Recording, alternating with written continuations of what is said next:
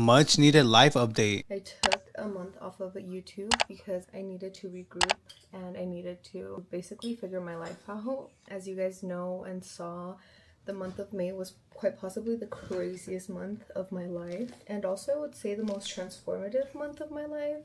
I started doing therapy a couple months ago and it has been life-changing to say the least. I have always been an advocate for therapy and I really think everyone should do it. What I will say though is that therapy is exhausting. I used to think like therapy, you would go out and come out brand new and feel so relieved and light. And that is absolutely not my experience. Thankfully, I do feel like I found a really amazing therapist. This better not be an ad, bro.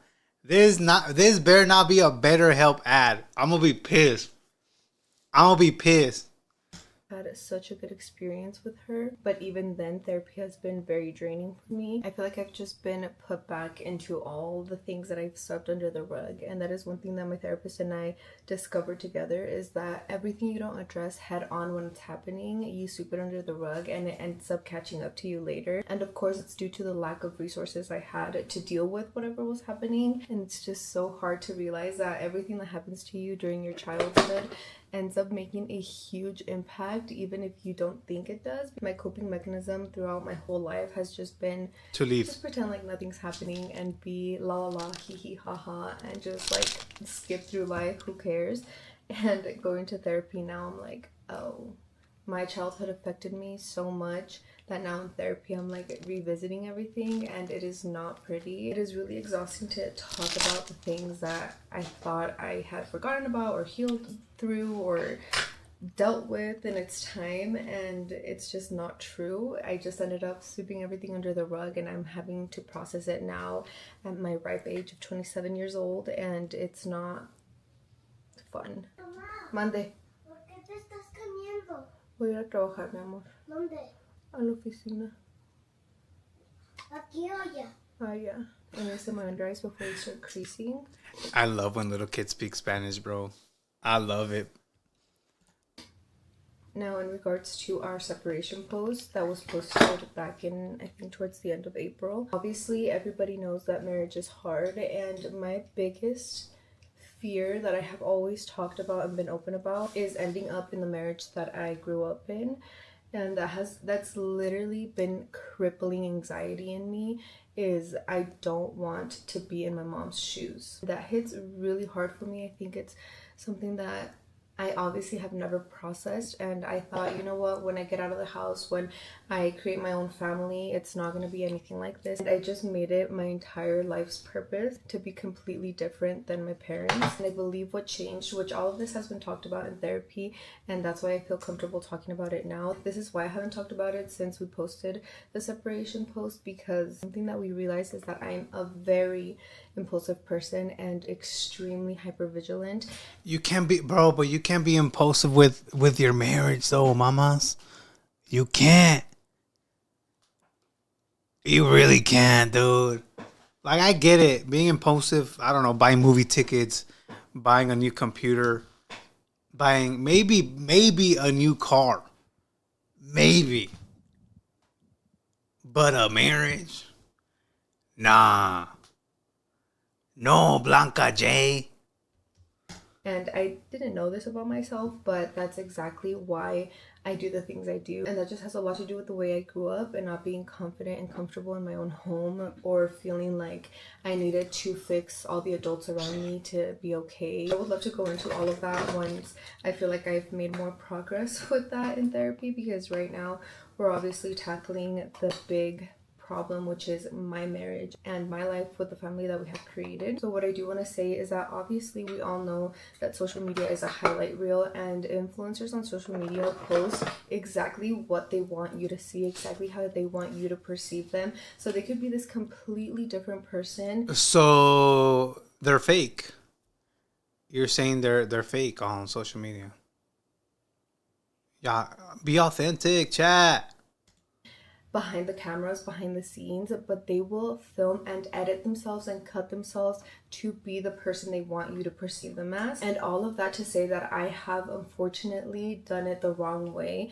And this is all— Yo, Margaret of facts. Margaret says a marriage and kids are involved. uh sorry, a marriage and kids are involved, it's crazy to be impulsive about facts, dude. Facts. Because you're not just hurting the marriage, you're hurting your kids, man. The kids are not gonna see either the parents together again in the same household. So I mean, like, y'all really gotta think about it. Like, I know we get so mad, and it's okay to get mad at our partners, dude. It's okay, but like, to be so mad to the point of I'm leaving. I mean, you could leave, right? You could go to Ojos Locos, and then after that, come back. You know what I mean? But like, take a breather, think about it. Don't fucking leave your marriage, chat. That's crazy. All going back to becoming a mom, I feel like I didn't want to lose myself in motherhood, and I didn't like getting comments saying like, oh, you're gonna make being a mom your whole personality, and now all you're gonna do is record your kids and film your kids and upload your kids. And I didn't want that. The last thing I would ever want is someone to think that I'm exploiting my kids. And with all that noise, I decided I only wanted to create content that focused on me being a girl and getting pampered and doing my nails and going shopping and going on my girls trips, and that very easily and very fast. Yeah, you still got hate. You still got hate because then you're not a mom. You're leaving your kids. Listen, no matter what you do, you're gonna get hate, bro. Put me in a terrible situation on this platform, because I remember, like, I have seen every single message, every comment, every Cheese My Page video, and I have read everything and have had to process that with my therapist. And it feels really hard to not come online and try to defend myself and be like, wait, but I'm not like that, because Yeah, facts. Divorce is a sin. Lola's right. Thank you. Divorce shouldn't be thrown out around like that unless she's ready to file. Facts. Sinner. oh my gosh, I'm so sorry. My camera's trying to die on me. But yeah, after having to read all those comments and process them with my therapist and by myself, and laying in bed and just reading everything, has really made me thankful for you guys, because I have finally accepted that it's true. The way that I started vlogging and recording and perceiving myself on social media made me look like this overconsumer, materialistic, only wants to go on a girls trip, only wants to do whatever she wants. And it's not true necessarily. I only picked up my camera when I was gonna go get my hair done, or I was gonna do my nails, or I was gonna go shopping, or I was gonna go on a girls trip, because then that made it easy for me to not have to film my children, and for me not to have to show myself in my mother mode, or have to show my family, or have to show anything around my life that I didn't want to be judged. And unfortunately, social media is like that. They will judge whatever you post. So it made it easy for me to feel like, well, if I don't post my kids that much, or if I don't post myself as a mom that much, then I'm not going to be judged for that. Because if one thing that really hurts me, I would say, is getting judged on being a mom and how I parent. And it all just started happening slowly, because people would watch my morning routines and would call everything out, like, why are you only feeding them eggs in the morning? Why are you feeding them these mini pancakes every day? So slowly I stopped uploading my morning routines. I stopped making content on being a mom and started centering it on just being myself and going on these trips and going to get pampered and going shopping and wanting to switch my room up. So I wanted to go get new bed sheets. Like, I totally understand that that is how I perceive myself on social media. So that is how you were watching me, and that is what you were calling out. Because I remember being confused all the time, like, why do they think I'm like this? Why do they think I'm an overconsumer? Why do they think that I only care about materialistic things? That is not how I feel. Because that's what you're showing, mamas. That's what you're showing the internet. Listen, right now, I get it. If you were single doing it, that's your thing, right? But right now, dude, you gotta do content involving your life, literally, your kids, your husband, your house. You know, I know it sucks. It might suck, bro, but that's the life you chose. That's a life you chose, and that's one thing I gotta understand too. Like, yes, I want to be a streamer myself. I want to be an influencer, but now that I want to do these things, I gotta show you my life. I can't act fake and go like fucking boys' night every day, go to these fucking trips all the time, because that's not me. That's not me. I know we joke around, but I'm a dad, bro. I'm a dad, so I gotta, I don't know, do content that revolves my fucking family, dude. Not all the time, obviously, but you know, just show you guys my life, and that's what I think she's not understanding. I don't understand why she's getting bashed because, well, right now it seems like she doesn't know what to do with her life or the content she wants to do. She thought if she would separate from her mans, she would have better content. That's what I'm getting. That's what I'm understanding from this video. She thought if she busted a Lulu, which there is an update on Lulu, let's not forget about that after this. But yeah, I feel like that's why she's getting backlash because of separation. But that is who I was portrayed to be online. That is the only person that I was showing you guys. And obviously, you guys aren't seeing who I am, how I am off camera. You don't see how my life literally revolves around my kids, because I would only show you guys the day or the few hours where I was just out doing something for myself to fill my own cup. And instead of being this inspiring mom that didn't want to lose herself in motherhood, I ended up being this person that looks like she didn't want to be a mom, or that looks like she wasn't with her kids 24/7, and that totally makes sense. Like, I totally understand why I was being perceived that way. That is how I was posting myself online, and that's how I was making myself seem.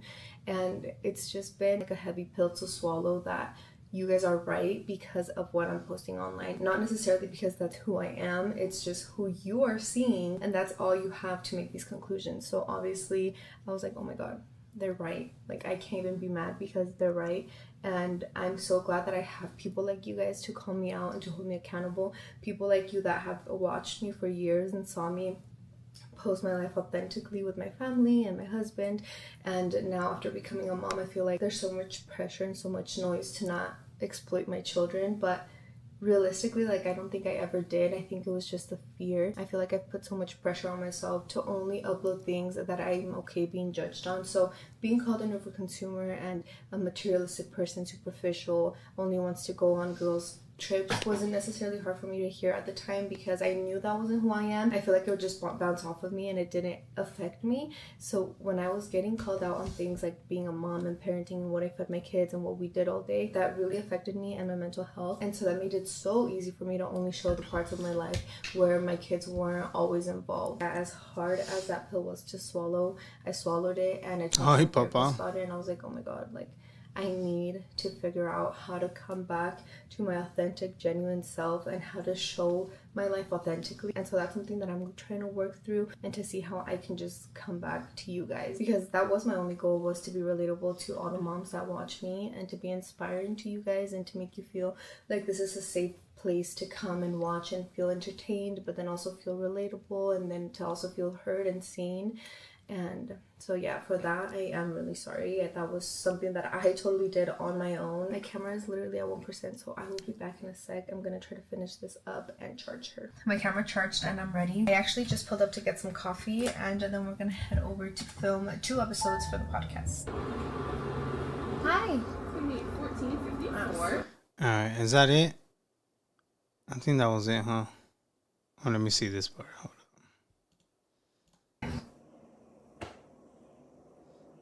Okay, I went a little MIA when I got to my doctor's appointment because I was really focused on something was going to be wrong with me. The way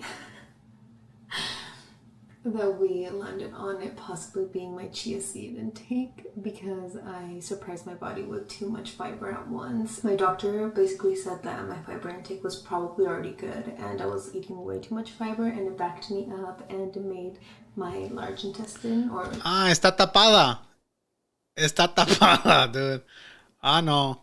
The intestine where you poop out of, it made it backed up and irritated, so that's what we landed on. Before obviously the tests and the blood work. But other than that, she said my urine was completely healthy. All my urine tests were negative, like protein and pregnancy. My pelvic exam was perfect. She checked my ovaries and they were perfectly fine. The pain isn't actually in my ovaries, it's on top of it. So it turns out that's where my bowel movements have come out of. And yeah, we kind of put 2 and 2 together, because she asked me, did you add any supplements? Are you taking any vitamins? And I told her about my chia intake. She actually did ask if I was preparing my chia pudding correctly, which is letting your chia seeds soak, because they do nothing for you except take all your water if you eat them raw. And I told her I did. I prepared it exactly how TikTok tells you to, and it was delicious, to be honest. But I know. All right.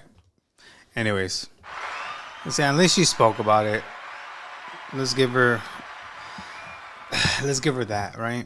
She came on and spoke about it, and she was to me, she did seem real impulsive on her decision making. She doesn't have a taste. I have it in my breakfast every morning. Te vas a tapar, Imani. Te vas a tapar, dude. Chill out. Thank you.